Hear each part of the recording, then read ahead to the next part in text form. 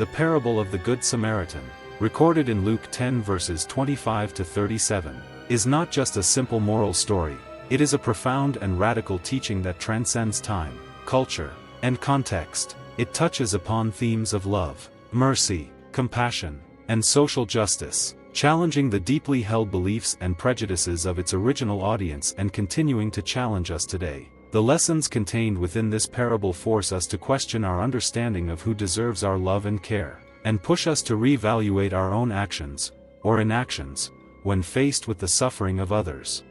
The parable begins with an expert in the law approaching Jesus. The law expert asks a question that is deeply theological. "Teacher, what must I do to inherit eternal life?" This question is not just about the mechanics of salvation but about the fundamental principles of living a life that aligns with God's will. The lawyer is a scholar, well-versed in Jewish teachings, and his question appears sincere. Yet we are told that he is testing Jesus. His question is meant to trap Jesus, possibly in the hopes of finding a flaw in his teaching or to challenge his authority. Instead of directly answering the question, Jesus turns it back on the lawyer, asking him, "What is written in the law? How do you read it?" By doing this, Jesus draws the lawyer into a deeper reflection on his own understanding of the law. The lawyer responds by quoting two commandments: "Love the Lord your God with all your heart and with all your soul, and with all your strength and with all your mind," Deuteronomy 6 verse 5, and "Love your neighbor as yourself," Leviticus 19 verse 18. These two commandments are central to Jewish ethics and encapsulate the heart of the law as a call to love, both vertically toward God and horizontally toward others. Jesus affirms the lawyer's response, saying, "You have answered correctly. Do this and you will live." However, the lawyer is not satisfied with this answer. Perhaps feeling a sense of pride or still looking to justify himself, he presses further with a second question: "And who is my neighbor?" This is a crucial turning point in the conversation because it reveals the lawyer's desire to limit the scope of his responsibility. In asking this question, the lawyer is essentially looking for a boundary, a definition of neighbor that would allow him to exclude certain people from the commandment to love. During Jesus' time, the definition of neighbor was a subject of debate among Jewish scholars. Many Jews interpreted neighbor to mean fellow Israelites or members of their own religious and ethnic community. This interpretation allowed for a certain exclusivity, where love and compassion were extended primarily to those within one's own group while others, especially foreigners, Samaritans, and sinners, could be excluded. The lawyer's question, therefore, is an attempt to clarify who falls within this circle of neighbors and who can be left out. It is in response to this question that Jesus tells the parable of the Good Samaritan, a story that would not only answer the lawyer's question but also profoundly challenge the lawyer's, and the audience's, preconceptions about love, mercy, and justice. In the story, a man is traveling from Jerusalem to Jericho, a journey that was notoriously dangerous. The road from Jerusalem to Jericho was steep, winding, and rocky, making it a prime location for bandits to attack unsuspecting travelers. This was a well-known fact in the ancient world, so when Jesus describes a man traveling this road, his audience would have immediately understood the peril he was in. Sure enough, the man in the story falls into the hands of robbers who strip him of his clothes, beat him, and leave him half dead on the side of the road. The image of this man lying battered and broken by the side of the road is a powerful one. He is utterly vulnerable, unable to help himself, and in desperate need of assistance. This man is not identified by any specific markers. He could be any one of us. His anonymity makes him a universal figure, representing anyone who finds themselves in a situation of suffering and need. This anonymity also strips away any preconceived notions of who he might be, forcing the listener to focus solely on his humanity rather than his ethnicity, status, or religion. As the man lies there, three individuals pass by. The first is a priest, a religious leader who would have been expected to act with compassion. The priest sees the man but chooses to cross to the other side of the road and continue on his way. The priest's actions may seem callous, but they are not entirely without context. In Jewish law, priests were subject to strict purity regulations, and contact with a dead body would render a priest ceremonially unclean. It is possible that the priest feared that the injured man was already dead and did not want to risk defilement. However, This concern for ritual purity comes at the cost of neglecting the far more important commandment to love and care for others.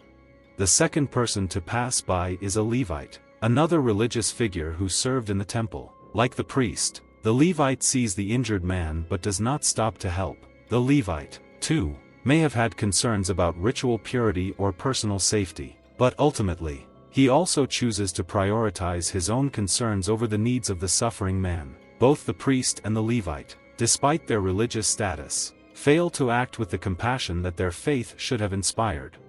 At this point, Jesus introduces the third character in the story, a Samaritan. For the Jewish audience, this would have been shocking. Jews and Samaritans had a long and bitter history of enmity. Samaritans were descendants of Israelites who had intermarried with foreign peoples during the Assyrian conquest, and they were viewed by many Jews as religiously impure and heretical. There was deep-seated animosity between Jews and Samaritans, to the point that they would avoid interacting with one another whenever possible.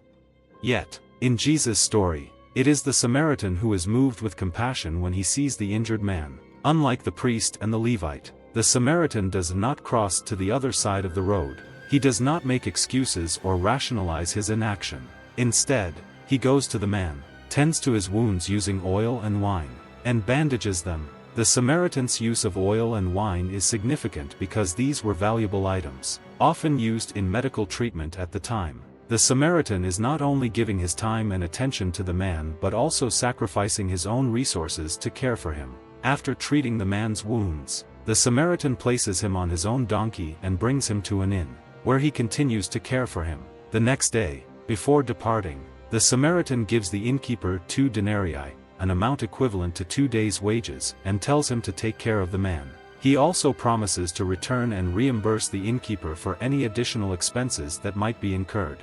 The actions of the Samaritan go far beyond what might have been expected of any passerby, let alone someone who belonged to a group that was despised by the injured man's own people. The Samaritan's compassion is not limited to a one-time act of kindness. He takes full responsibility for the injured man's well-being, ensuring that he is cared for not only in the immediate moment but also in the days to come. This is a radical, extravagant form of love, one that crosses cultural, religious, and ethnic boundaries, and that is deeply sacrificial. After telling the story, Jesus turns to the lawyer and asks, "Which of these 3 do you think was a neighbor to the man who fell into the hands of robbers?" The lawyer, likely realizing the implications of the story, responds, "The one who had mercy on him." It is notable that the lawyer cannot even bring himself to say the word Samaritan. Instead, he refers to him simply as the one who had mercy. Jesus then tells the lawyer, "Go and do likewise." With these words, Jesus concludes the parable, but the lessons of the story continue to echo throughout history. The parable of the Good Samaritan challenges us to reconsider our definitions of love, neighbor, and compassion.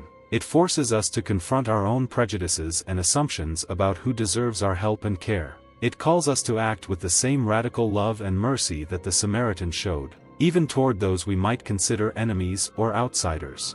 One of the most powerful aspects of this parable is its redefinition of the word neighbor. The lawyer's original question, "Who is my neighbor?" was an attempt to limit his responsibility. He wanted to know who counted as a neighbor so that he could know whom he was obligated to love. But Jesus' story makes it clear that the concept of neighbor cannot be confined by boundaries of race, religion, or social status. The true neighbor, in Jesus' eyes, is the one who shows mercy and compassion, regardless of the social or cultural divisions that may exist. This radical redefinition of neighbor challenges us to expand our understanding of who deserves our love and care. In our own world, we often draw lines between us and them, categorizing people based on their race, nationality, religion, political views, or socioeconomic status. These divisions can make it easy to justify withholding our compassion from those who are different from us. But the parable of the Good Samaritan reminds us that love and compassion are not limited to those who look like us or belong to our own group. Instead, we are called to see every person as our neighbor and to respond to their needs with the same mercy and care that the Samaritan showed. The parable also serves as a critique of religious hypocrisy. The priest and the Levite, despite their religious status, fail to act with the compassion that their faith should have inspired. They are more concerned with maintaining their own purity and safety than with helping a fellow human being in need. This critique is particularly relevant for those who consider themselves religious or spiritual today. It serves as a reminder that true faith is not just about adhering to religious rituals or doctrines. It is about living out the values of love, compassion, and justice in our everyday lives. In contrast, the Samaritan, a man who would have been considered a religious and cultural outsider by Jesus' audience, demonstrates what true compassion looks like. His actions show that love is not confined to religious labels or ethnic boundaries. Instead, love is defined by the willingness to act on behalf of those in need, even when it is inconvenient, risky, or costly. This is the kind of love that Jesus calls us to, an active, sacrificial love that transcends all barriers.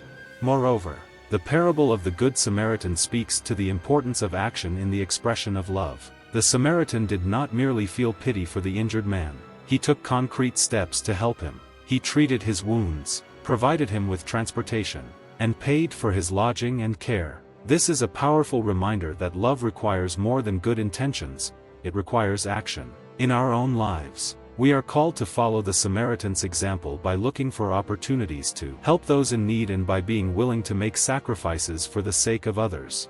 The parable also challenges us to confront the ways in which prejudice can prevent us from living out the command to love our neighbor. The tension between Jews and Samaritans in Jesus' time was deeply entrenched, and it would have been easy for the Samaritan to justify ignoring the injured man based on their ethnic and religious differences. But Jesus deliberately makes the Samaritan the hero of the story to challenge the prejudices of his audience. He forces them to recognize that compassion transcends the boundaries that society imposes. In today's world, we are still confronted with divisions between different groups of people, whether it's racial tension, religious conflict, or political polarization. We are constantly faced with the temptation to see certain people as other, and to exclude them from our circle of compassion. The parable of the Good Samaritan calls us to resist this temptation and to extend our love to all people, regardless of the labels that society places on them. Finally, the parable of the Good Samaritan invites us to reflect on the cost of love. The Samaritan's actions were not easy or convenient. He risked his own safety by stopping to help a stranger on a dangerous road, and he sacrificed his time, resources, and money to ensure that the injured man would be cared for. This kind of sacrificial love is at the heart of Jesus' teaching. True love is not about doing what is easy or convenient. It is about being willing to make sacrifices for the sake of others. In our own lives, we are often called to make similar sacrifices, whether it's giving up our time to help a friend in need, sharing our resources with those who are struggling, or speaking out against injustice. Love often requires us to put the needs of others above our own comfort and convenience. The parable of the Good Samaritan challenges us to be willing to pay the price of love, knowing that in doing so, we are following the example of Christ.